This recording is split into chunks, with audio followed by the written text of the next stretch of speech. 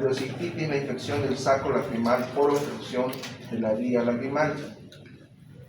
Entonces, en cuanto al aparato lacrimal, es responsable de la humidificación del globo ocular por medio de las lágrimas. El aparato lagrimal comprende la glándula lagrimal, que produce obviamente la lágrima para ubicar el ojo, ya la punta, que es el orificio que estábamos viendo aquí, ya en cada uno de los bordes palpebrales localizados en los lados del canto interno del ojo, el cual drena las lágrimas, y es la patología que acabamos de ver aquí, la pleurocistitis. Se obstruye el orificio por donde filtra la lágrima y produce su infección e inflamación del mismo. ¿Ya? Constituido por las vías lagrimales, la glándula lagrimal, y las alteraciones a ese nivel tenemos la xeroftalmia, que es la disminución del lagrimeo, ejemplo en el síndrome de Sjögren. No sé si han visto este síndrome caracterizado porque el paciente es como si tuviera un tic, para todo el tiempo haciendo los ojos así, cerrando los ojos y apretándolo con fuerza los ojos. Entonces, eso es por la disminución del lagrimeo, y cada rato tienen que estar colocándose lágrimas, ¿ya? Por eso dice disminución del lagrimeo. La epífora, aumento de las lágrimas, por ejemplo, por suciedad u obstrucción mismo del drenaje lagrimal. La pleurocistitis por inflamación del aparato lagrimal. ¿Ya? Entonces, en cuanto a la conjuntiva, es un tejido membranoso que cubre la porción interna de los párpados, conjuntiva palpebral, y de la esclera del globo ocular, conjuntiva vulvar. La esclera es una capa fibrosa dura que rodea el globo ocular, excepto en su porción más anterior.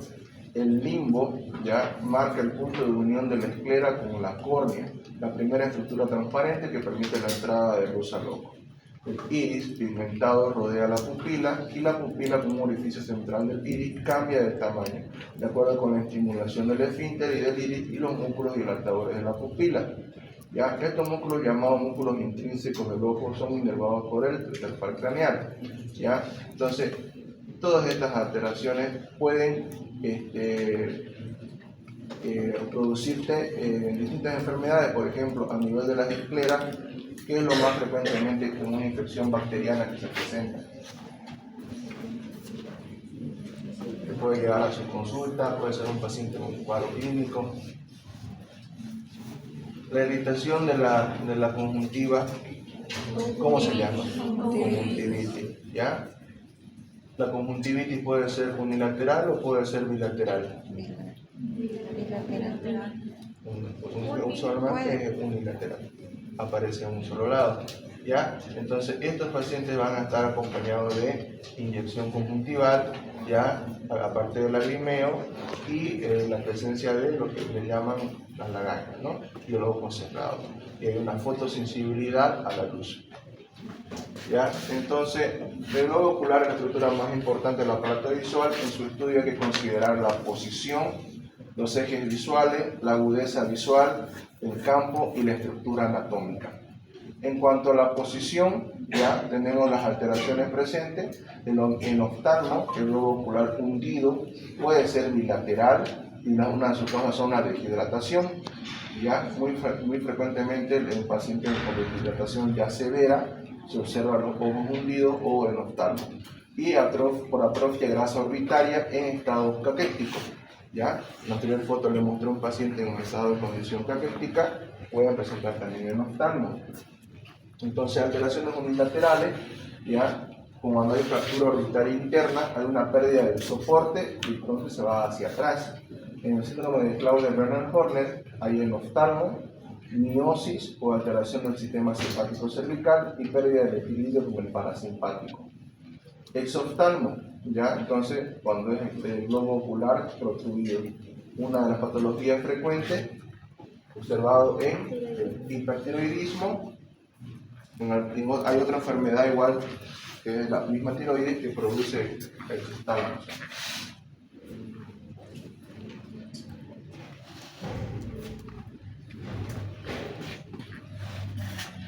Pues hipertiroidismo y ¿qué más?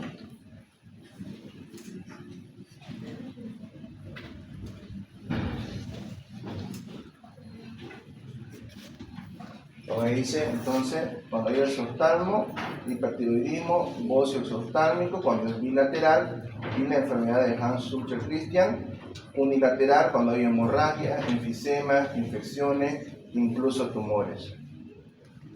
¿Qué es la enfermedad de Graves?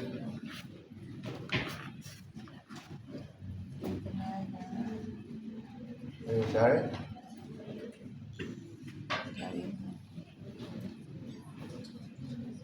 ¿Alguien? ¿Quién más? ¿Quién menos? A un uno más participativo de la clase, no se duerman. Tienen la herramienta más fácil al alcance de sus dedos, como se dice. No miren el costado. Usen uno solo para TikTok, su celular. Háganme duda qué es la enfermedad de Graves. Yo les puedo estar mintiendo, les puedo estar diciendo algo erróneo. Ustedes siempre tengan la duda y salgan de esa duda, no se queden con eso. Es un trastorno autoinmune que afecta a la glándula tiroides y es la causa más común de hipertiroidismo. Entonces, hay un subclano en este tipo de pacientes. Eso. Entonces, hipertiroidismo, enfermedades graves, también hay exoftalmo. ¿Ya? El exoftalmo puede ser unilateral como puede ser bilateral. Bilateral en caso de tumoraciones y hay entre otras causas. Ahora, otra alteración, los ejes visuales, ¿ya? Que es muy frecuente.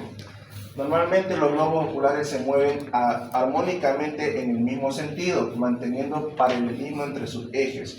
Alteraciones, estrabismo, ponemos aquí, pérdida del paralelismo de los ejes visuales, tipo convergente con desviación hacia adentro, divergente, desviación hacia afuera, y vertical, desviación hacia arriba o hacia abajo. La diplopía, que es la visión doble. El nistagmo, que es el temblor rítmico, rápido e involuntario de los globos oculares. ¿Cuántos de aquí usan lentes? Levanten la mano. No son gastos. A ver, por lo menos uno, mencióname por qué usa lente, cuál es su causa. Miopía, astigmatismo. Por miopía, astigmatismo. Pero los que levantaron la mano, pues aquí me pueden decir múltiples causas: miopía, astigmatismo, diplopía. Ustedes levantan la mano, no quiero alumbrar. ¿Por qué? ¿Por qué usan lentes? Sí, ustedes están usando lentes o no son lentes eso. Por miopía y astigmatismo. Bien, ya. Entonces, ustedes. Igual, miopía y astigmatismo. Bien.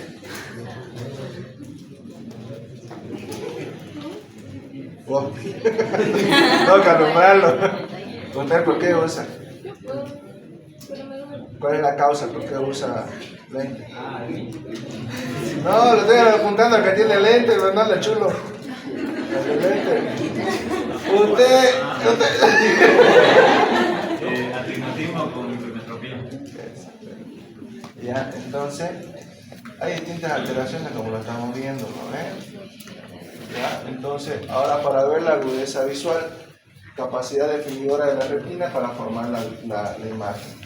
Examen, entonces tenemos los autotipos, que es la tabla de Snellen, que eso antes de hacer la medición o lente le hacen usar, ¿ya?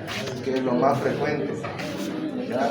Entonces lo que me dicen, hable más fuerte, doctor, ¿qué letra ven ahí? Esta, lo de atrás, está con una buena agudeza visual, está conservada. Ahora si le digo sáquense los lentes, lo que está de atrás no va a ver nada, ¿no? ¿Ya? Entonces ese es un ejemplo, ¿verdad? Entonces, alteraciones, amaurosis, que es la pérdida total de la visión o ceguera, la cual puede ser uni o bilateral. Esta pérdida, la amaurosis puede ser incluso traumática, como puede ser también por causas infecciosas. La ambliopía, que es la disminución de la agudeza visual. La miopía, que mencionaron los compañeros, alteración del globo ocular que permite ver bien de cerca, pero mal de lejos. La hipermetropía, alteración del globo ocular que permite ver bien de lejos y muy mal de cerca. La presbicia, alteración de la musculatura que acomoda al cristalino, lo que permite ver bien de lejos pero mal de cerca, y es propio ya de personas mayores. La bicromatopsia, que es la ceguera cromática parcial o daltonismo. ¿Han conocido a personas con daltonismo? ¿Algunos? ¿Cuáles son los colores que usualmente tienden a confundirlos? Que nosotros vemos bien. Rojo, azul, verde. Es por eso que esas personas no pueden manejar, ¿no? Entonces, ven rojo y ven verde, o sea, se lo cruzan, ¿no? Entonces, ya, entonces, la cromatopsia, que es la pérdida de la visión en colores y se puede dar en ceguera nocturna. La fotopsia, que es ver estrellas, que esto igual es muy común, ¿ya? Incluso por cambios de alteración de la misma entrada de luz con el iris, ¿ya? Entonces o incluso algunos ven como escotoma o esos como estrellitas que se ven. Pueden ser problemas vasculares también cerebrales. Entonces, desde algo normal hasta algo posible trasfondo, ¿no? De alguna enfermedad. La fotofobia, que es la sensación desagradable de la luz que puede desencadenar crisis convulsivas en pacientes epilépticos. Una enfermedad que es de zoonosis. El paciente presenta fotofobia. Rabia. Entonces, estructuras anatómicas. Ahora, la conjuntiva es una membrana transparente que tapiza los párpados y se refleja sobre el globo ocular. Siempre está húmeda y bien irrigada. Comprende conjuntiva palpebral, ya que aquí vamos a ver lo que es la parte de la anemia, conjuntiva vulvar para ver la ictericia y el seco conjuntival que repliegue entre la palpebral y vulvar. Alteraciones, lo que acabamos de decir, la conjuntivitis, que es la inflamación conjuntival, la quemosis, que es el edema conjuntival vulvar, y el pterigón, que es el pliegue triangular de la mucosa que va desde el ángulo ocular hacia la córnea. ¿Han visto al paciente con pterigio? ¿Algunos? Personas mayores usualmente. Entonces, el paciente lo describe clásicamente como una carnosidad, dice. ¿Ya? Entonces, es el pliegue triangular de la mucosa. Van a ver como un pliegue así triangular que va desde aquí, desde el ángulo del ojo, hasta cerca de la inyección conjuntival, cuando salen las lágrimas. Entonces, eso es pterigio. Y usualmente se resuelve de manera quirúrgica. Entonces, la esclerótica es la túnica que con la córnea forma la capa externa del globo ocular. Se caracteriza por ser fuerte, opaca, inelástica y levemente azulada. Alteraciones en ese nivel, la escleritis, que es la inflamación de la esclera, el color amarillo, que representa la ictericia, color azul, opogénesis, amilogénesis imperfecta. La córnea representa la parte transparente de la túnica fibrosa y del globo ocular. Tuve un paciente en uno de los lugares donde trabajo, en plan por la guardia, que mencioné que trabajaba ahí. Siempre es importante, en cuanto a lo que es globo ocular o algún tipo de mucosa, ver bien lo que te van a colocar, ¿ya? ¿Qué fue lo que pasó?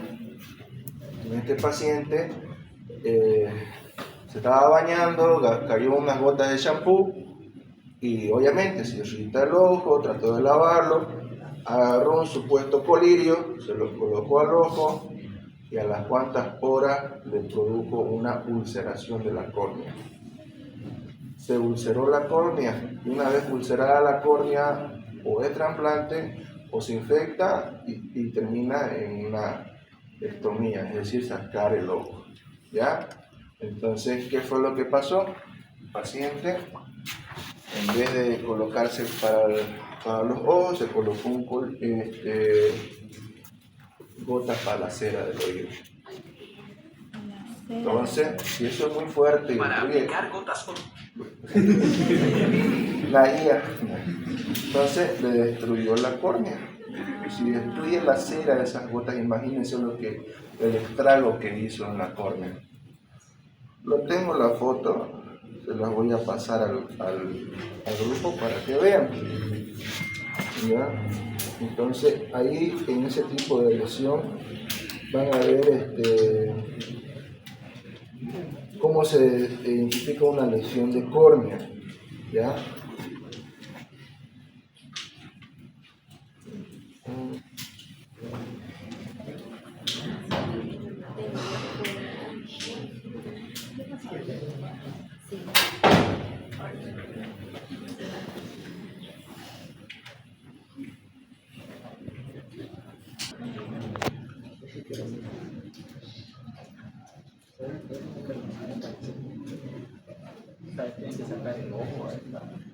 Exactamente.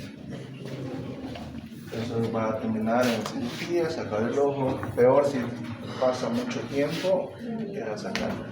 ¿Ya?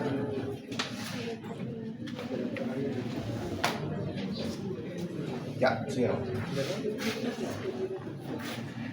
Entonces, en cuanto a lo que es la córnea, estábamos viendo las alteraciones, la queratitis, que es la inflamación de la córnea, el arco senil, que es el anillo grisáceo que rodea la córnea, que es normal y fisiológico en los pacientes ancianos, el anillo de Kaiser-Fleischer, que es el anillo verdoso en el limbo corneal y se ve en la enfermedad de Wilson, y el leucoma o opacidad corneal, que es la cicatriz de una queratitis. El iris o diafragma membranoso y pigmentado, ya limita en su parte central una hendidura de forma circular, que es la pupila. Alteraciones en el albinismo, un color azul rojizo, la iridociclitis, una inflamación del iris y cuerpo ciliar, la heterocromía, que es un iris de color diferente. Yo creo que deben conocer este término, ¿o no? Ya que son los colores, uno de un color y el otro de otro color, puede ser verde, celeste, café, ¿ya? Y la iriditis, que es la inflamación del iris, ¿ya? Entonces, recuerdo las alteraciones de la pupila. Tenemos la isocoria, la miosis, midriasis y la discoria. A menos la miosis y la midriasis parte en lo que es el examen neurológico a la fotorreacción pupilar con lo que es la luz, ¿ya? Entonces, miosis, ¿qué significa? Contracción de la pupila, contracción hacia la luz. Y midriasis, dilatación de la pupila, ¿ya? Entonces, eso debería haber. Y si hay lo contrario a lo que se espera al signo, entonces hay una alteración neurológica en el paciente. Y mayormente lo van a encontrar en el paciente con traumatismo craneoencefálico, ¿ya? Entonces, para su estudio de la pupila, tiene un tamaño de 2 a 5 milímetros de diámetro, ¿ya? Y la isocoria, que es el tamaño normal de la pupila, ¿ya? Y estos pueden aumentar por un aumento de la presión intraocular. La anisocoria, que son las pupilas de tamaño desigual, la midriasis con un tamaño mayor a 5 milímetros y la miosis con un tamaño menor de 5 milímetros. En cuanto al movimiento, en forma normal de la pupila se dilata y se contrae, ¿ya? Entonces, en cuanto a la forma, deben ser redondeadas y regulares. La discoria ya es la forma irregular de la pupila. Entonces, miosis y midriasis en cuanto al tamaño, y discoria en cuanto a lo que es la forma de la pupila. La nariz. La nariz, de distintos tipos de formas, dependiendo de la etnia y la raza del paciente, ¿ya? Las alteraciones tenemos la alínea, que es la ausencia congénita de la nariz, y también de todas las estructuras de la línea media. Lo van a ver como si fuese el clásico piña del enemigo de Harry Potter. ¿Ya? O entonces, señor tenebroso. Entonces, la fractura, cuando hay una rinodeformación o limitación de la entrada de aire y la nariz en silla de montar, que es el caso de la sífilis congénita. En cuanto al color, la piel que recubre la nariz es similar a la del rostro. Las alteraciones, rinofima, alteración global de la piel nasal, color y aspecto frutillado, que es el acné rosáceo. La rubicundez, que es la piel nasal eritematosa, ejemplo en el lupus eritematoso sistémico. En las secreciones en forma normal produce mucus y el cual humedece el aire. Eso es la parte fisiológica. En alteraciones, en la rinorrea, que es la salida de otra secreción, esa puede ser seroso acuoso, mucoso, pus y líquido cefalorraquídeo por fractura a nivel de la fosa craneal anterior. Entonces, no solamente puede salir, como dice ahí, el líquido de la misma secreción para humedecer la nariz. Entonces sale, aparte de moco, puede salir sangre, puede salir pus, ¿ya? Y puede salir líquido cefalorraquídeo. Entonces, en las alteraciones olfatorias, en función de la alteración de trastorno olfatorio, pueden ser considerados desde los puntos de vista cuantitativos y cualitativos. En los cuantitativos tenemos la hiposmia, que es la disminución de la capacidad olfatoria, la anosmia, que es la pérdida total de la capacidad olfatoria, y la hiperosmia, que es la exacerbación de la capacidad olfatoria, característico en mujeres embarazadas. Entonces, una de estas alteraciones estaba presente en una enfermedad relativamente nueva, que ya cumplió 5 años ya. Era la última vez que se encerraron y miraron Netflix por 5 años. El COVID, ¿ya? Algunos han enfermado, yo creo que sí, ¿no? ¿Presentaron ese signo?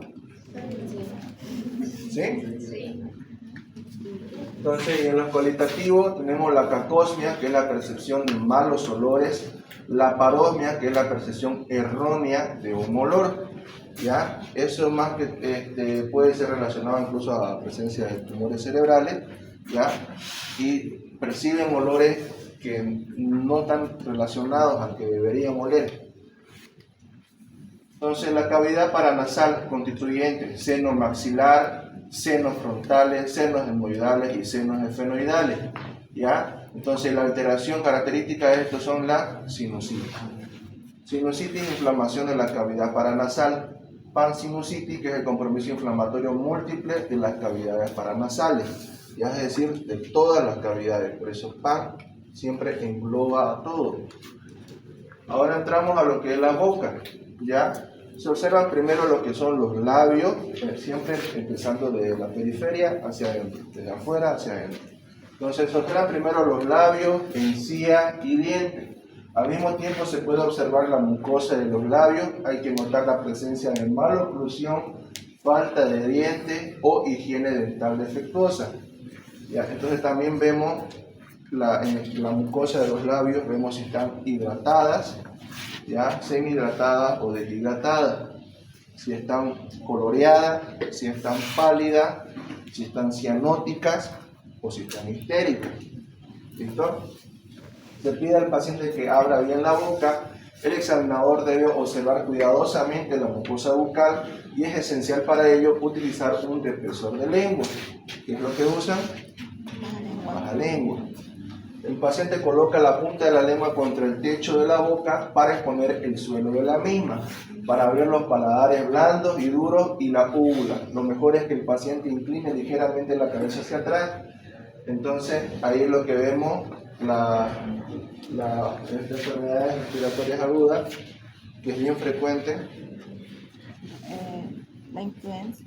La amigdalitis, uveitis, amigdalitis. ¿Ya? Entonces, para eso deprime, para ver lo que es la úvula y las amígdalas. Entonces, ahí hay distintas clasificación de las amigdalitis, ya sea bacteriana o viral. La bacteriana, por presencia de placas blanquecinas, ¿ya? Entonces, y la viral solo con congestión hematoso se encuentra. Eso al examen físico, en la revisión. Entonces, la palpación debe efectuarse simétricamente en pacientes de más de 50 años, especialmente en varones, dada la frecuencia del cáncer bucal, que está habiendo muy frecuentes pacientes ya relativamente jóvenes, relacionadas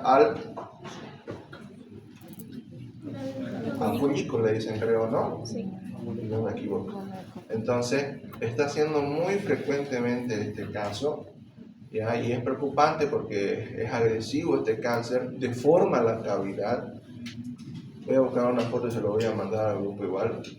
Deforma hasta tal punto de que se caen los dientes, puede llegar a caerse en la nariz, se necrosa todo, es decir, se muere el tejido. ¿Ya? Y de ahí ya Voldemort se ve más bonito. ¿Ya? Entonces a los que coquean aquí, que no me van a engañar, que uno que otro le deben echar. ¿No?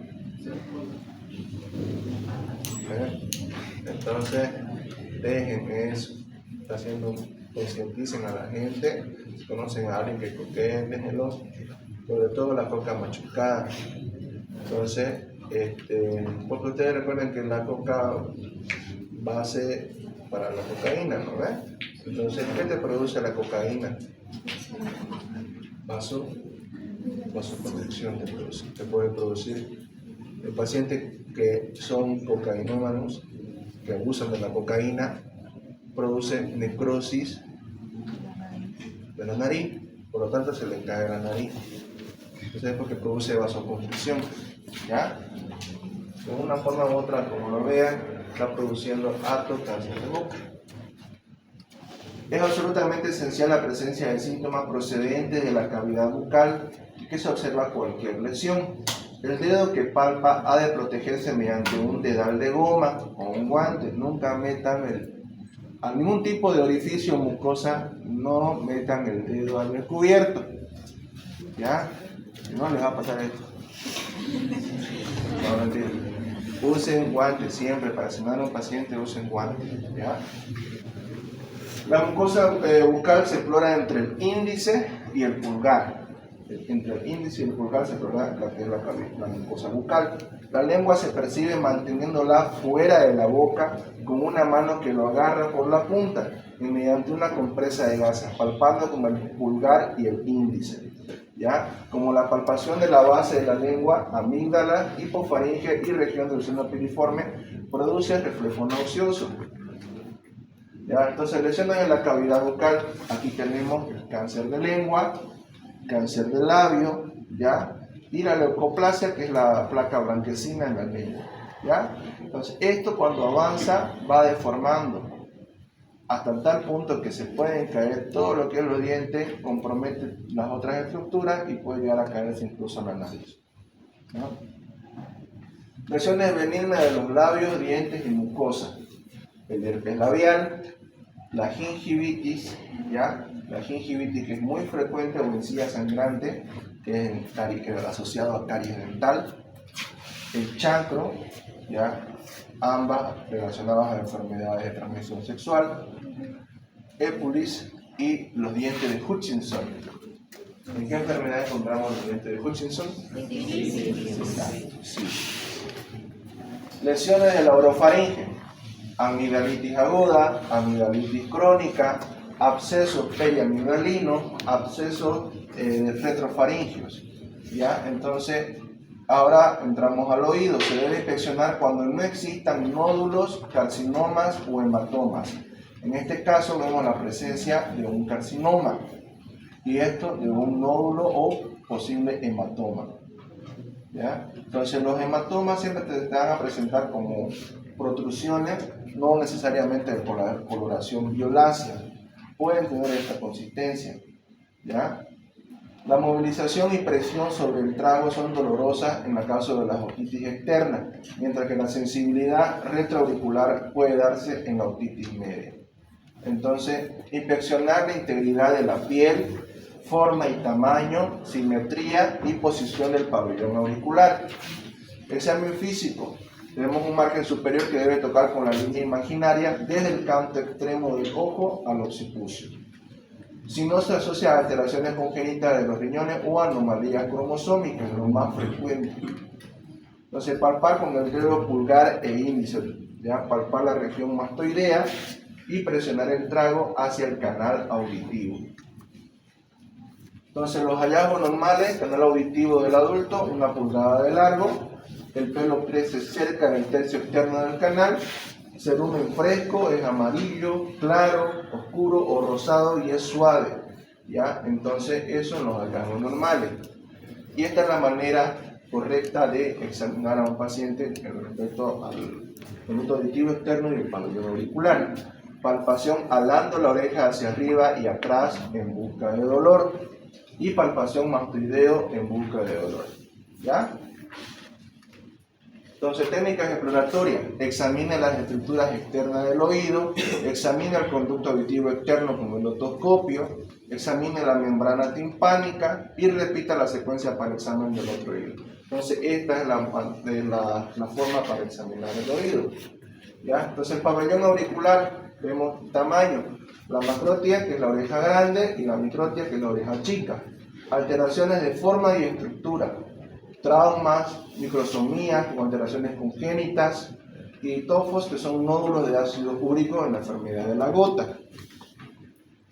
Conducto auditivo externo: se debe hacer una inspección visual y con otoscopio, ¿ya? En caso de las otitis, usualmente la otitis externa y media, uso de otoscopio. Entonces, secreciones: otorragia, que es la salida de sangre; otorraquia, que es la salida del líquido cefalorraquídeo; y otorrea, que es la salida de otra secreción como pus, mucus, etc. Entonces, la otorraquia podemos ver en qué patología o en qué tipo de alteración van a encontrar otorraquia. Que salga líquido cefalorraquídeo por los oídos.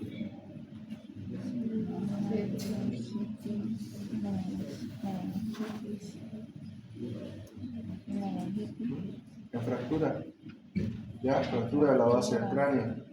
Entonces, la fractura de la base del cráneo, el traumatismo craneoencefálico, no solamente se caracteriza por los dos signos: el signo de Battle y el signo de Mapache.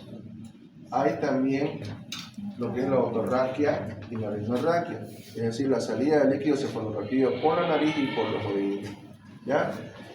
Cuanto a la audición, tenemos los ruidos asociados: el tinnitus, que son los sonidos agudos; los acúfenos, que son los sonidos graves; la acusia o sordera; la hipoacusia, disminución de la capacidad auditiva; y la hiperacusia, que es la exaltación molesta de la agudeza auditiva. Entonces, ahí vemos la optalgia, es dolor; otorrea, ¿ya? Otorrea puede ser la salida del líquido cefalorraquídeo, como salida también de otro tipo de secreción, como mucus. La otorragia, salida de sangre; otoliquia, paracusia, hipoacusia y vértigo. Cuando hay alteración, cuando ya hay vértigo, ¿qué estructura anatómica se encuentra alterada? Hablando de lo que es oído, el sistema vestibulo-ocular. ¿Ya? Entonces, ahí se encuentra lo que es parte de la orientación y equilibrio del paciente, no solamente el cerebelo. ¿Ya? Entonces, inspección y palpación del cuello. Corazón. 7.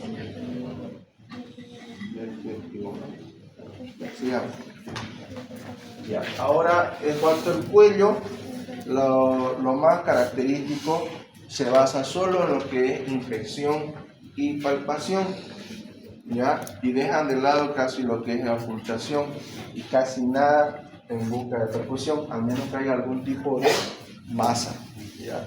Entonces, en cuanto a lo que es la auscultación del cuello, ausculta los vasos principales en busca de presencia o ausencia de soplo carotídeo, ¿ya? Ahora, la inspección del cuello se hace de frente y perfil. Palpación es mejor comenzar por detrás, seguido de frente y lateral. Invitar al paciente a relajar sus músculos flexionando la cabeza. En deglución, ¿ya? Técnica de Kervain con pulgar en la nuca y los 4 dedos inspeccionando los lóbulos. Maniobra de Crille, pulpejo de una mano empuja hacia el lado opuesto y pulgar de la otra mano buscando nódulos. La maniobra de la Hay, que es el pulpejo del pulgar, empuja hacia el lado opuesto y con el otro se palpa. Una alteración frecuente que van a ver es el bocio, ¿ya? Entonces, este bocio puede ser nodular, multinodular y bocio tóxico o endémico se llama. Entonces, hay distintas alteraciones. Al nivel de la glándula tiroides. La glándula tiroides es una glándula neuroendocrina situada justo debajo de la huella de Adán, junto al cartílago tiroides sobre la tráquea. Pesa entre 15 y 30 gramos en el adulto y está formada por 2 lóbulos en forma de mariposa, que vemos acá. Ya, a ambos lados de la tráquea, ambos lóbulos unidos por el istmo. La glándula tiroides regula el metabolismo del cuerpo, es productora de proteína y regula la sensibilidad del cuerpo a otras hormonas. El examen de la glándula tiroides forma parte del estudio del cuello y debería efectuarse con el paciente sentado o de pie, con el tórax desnudo y con una buena iluminación. En esta manera hacemos la inspección del cuello y la posición del paciente. Se inicia con la inspección de los planos anterior, posterior y laterales del cuello, incluida la región submandibular, donde puede advertirse en algunos pequeños casos un nódulo en la línea media, correspondiente a restos embrionarios del conducto tiroidoso. Entonces, esta es la manera correcta del paciente para hacer la palpación. La palpación de la glándula tiroides se inicia deslizando el pulpejo de los dedos sobre la superficie cutánea, que corresponde al lugar donde está ubicada la glándula, destacando cualquier anormalidad o sobreelevación, así como la sensibilidad que se produce al arrastrar la piel sobre ambos lóbulos. ¿Ya? Debido a su tamaño relativamente pequeño, porque está rodeada del músculo esternocleidomastoideo, y su textura blanda, la glándula tiroides rara vez es visible y solo se palpa en ocasiones. Su agrandamiento se detecta inicialmente como un aumento en el tamaño de los lóbulos laterales. El crecimiento adicional genera una glándula visible en la inspección lateral y en la inspección anterior con el cuello extendido. Si crece aún más, se hace más prominente en la inspección lateral y en la anterior con el cuello en posición normal. En el siguiente cuadro vamos a ver cómo es el clivaje de la inspección. ¿Ya? Entonces, las dos grandes alteraciones que vemos a nivel de la tiroides, porque estábamos hablando del hipotiroidismo y el hipertiroidismo. ¿Ya? Entonces, es una afección en la cual la glándula tiroides no produce la suficiente hormona tiroidea. Los síntomas, que esto es lo más característico, las heces duras o estreñimiento, aumento de la sensibilidad al frío, fatiga o sentirse lento, periodos menstruales abundantes, dolor muscular o articular, palidez o piel reseca, tiende a la tristeza o depresión, a diferencia del hipertiroidismo, es un paciente ansioso, cabellos o uñas quebradizas y débiles, ya aumento del peso que es involuntario. Entonces, tiende a ser crónico, los síntomas tardíos y sin tratamiento, hay disminución del sentido del gusto y del olfato, ronquera, hinchazón de la cara, las manos y de los pies, discurso lento, engrosamiento de la piel y adelgazamiento de las cejas. El hipertiroidismo es una afectación en la cual la glándula tiroides produce demasiada hormona tiroidea y la afección a menudo se denomina tiroides hiperactiva. ¿Ya? Entonces, en cuanto a los síntomas de esto, también tienen dificultad para concentrarse, fatiga, deposiciones frecuentes, bocios, ¿ya? En el cual o nódulo tiroideo es visible a la exploración física, sobre todo al examen físico viendo de un ángulo lateral al cuello, intolerancia al calor, aumento del apetito, aumento de la sudoración, irregularidades en la menstruación, nerviosismo, inquietud y pérdida de peso. En la alteración de los ojos es muy característica, en el hipertiroidismo hay exoftalmos y en el hipotiroidismo hay un oftalmo. ¿Ya? Entonces, este es el examen físico, los ganglios linfáticos, bien importantes para determinar que no haya una inflamación de los mismos secundarios a un cuadro infeccioso. ¿Ya? Entonces, es muy frecuente ver en pacientes que están cursando con cualquier tipo de cuadro, ya sea bacteriano o viral, porque es secundaria a una respuesta inmune de los mismos ganglios linfáticos se tienden a inflamar. ¿Ya? Entonces, y estos al inflamarse, porque tenemos cadenas ganglionares, tanto a nivel cervical, a nivel inguinal, femoral, ¿ya? Se puede llegar a infartar y cuando se infarta se pueden abscedar. Cuando pasa eso, ahí ya es quirúrgico, tienden a sacar el ganglio afectado. Mientras tanto, no, solo es manejo con antiinflamatorios y una buena hidratación del paciente. ¿Ya? Entonces, cuando son afectados los ganglios occipitales, secundarios a procesos infecciosos del cuero cabelludo o rubiola. Los retroauriculares por una mastoiditis, infecciones del cuero cabelludo, Los preauriculares puede ser por un arañazo de gato, procesos inflamatorios de la parótida, como una parotiditis. Los submandibulares, procesos inflamatorios faringios, amigdalinos y dentales. Los submentonianos, por una estomatitis, fiebre aftosa, caries y granulomas dentarios, ¿ya? Y estos, los granulomas, pero el granuloma secundario a una TB, ¿ya? Puede aparecer una inflamación del ganglio, de los ganglios cervicales y por lo tanto un infarto, ¿ya? Entonces, en estos casos, tiene que drenarse. Si hubiéramos empezado el sábado en la noche la práctica, justo hubo un paciente del mismo, paciente joven, en el cual le habían hecho su drenaje en una parte de la clínica, una parte privada, y ya obviamente se acaban los recursos y se dan al público.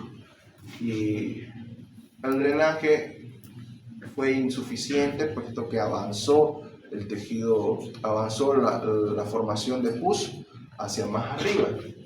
Entonces tuvimos que abrirlo y drenar en ese momento, ¿ya? Entonces la complicación puede llegar a afectar en planos profundos, ¿ya?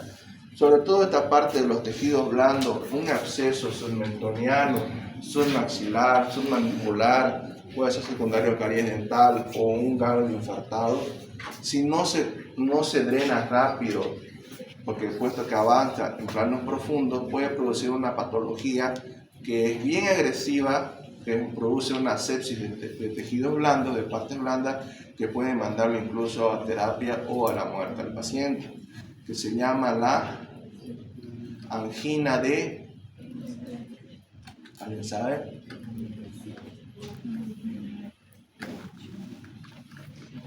Todo esto se le puede... o sea, se pone tumefacto, como un absceso, pero abarca todo. Angina de Ludwig, ¿ya?